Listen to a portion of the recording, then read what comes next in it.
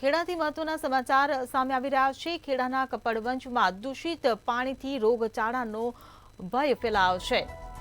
તો ખેડાના કપડવંજમાં દૂષિત પાણીથી રોગચાળાનો ભય ફેલાઈ રહ્યો છે। નાની રત્નાકર માતા રોડ પર રેલાયા દૂષિત પાણી। સ્વામિનારાયણ મંદિરથી ઉમિયા મંદિર સુધી પાણીના રેલા જોવા મળ્યા છે।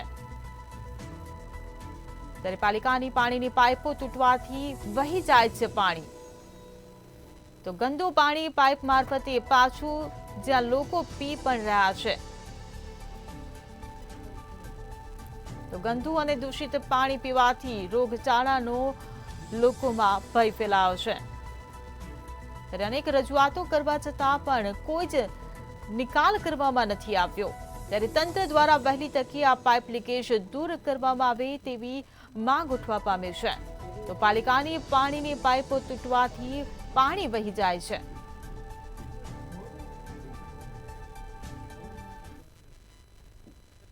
મારું નામ રાજેશભાઈ એન ત્રિવેદી। રાજેશભાઈ, શું સમસ્યા છે તમને?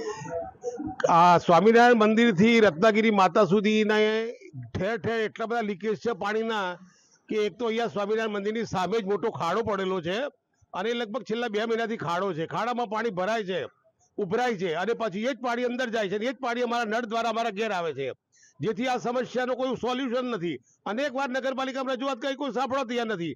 આટલું બધું લીકેજ છે, બધા જતા આવતા જુએ છે, કોઈ આ ખાડા કાન કરી જતા રહે છે, પણ કોઈ આ સમસ્યાનું નિવારણ કરવા કોઈ તૈયાર નથી। આશરે કેટલી સોસાયટીઓમાં પાણી જઈ રહ્યું છે? આ લગભગ 20 થી 30 સોસાયટીની અંદર પાણી જઈ રહ્યું છે અને બધું જ પાણી આ જ લાઈન દ્વારા જાય છે। સ્વાસ્થ્ય તંત્ર માંગણી છે?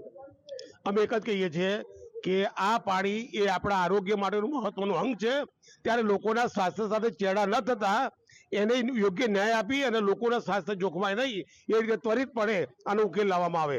એ જ રીતે બીજું, સ્વામિનારાયણ મંદિરના ગરનારાથી પેલી બાજુ જે રસ્તો જાય છે ફૂલભાઈ માતા આગળ, ત્યાં પણ એક મોટું લીકેજ છે અને એમાં પણ પુષ્કળ પાણી દરરોજ વહાઈ કરે છે। એ જ પાણી બધી આજુબાજુની સોસાયટીમાં જાય છે, એ પણ લીકેજ એટલું જ છે, પણ ત્યાં તો કોઈ જનાર આવનાર નથી એટલે કોઈ એમનું ધ્યાન દોરતું નથી, એટલે એ પણ સમસ્યા એની એ જ સિદ્ધિ થઈ જાય છે।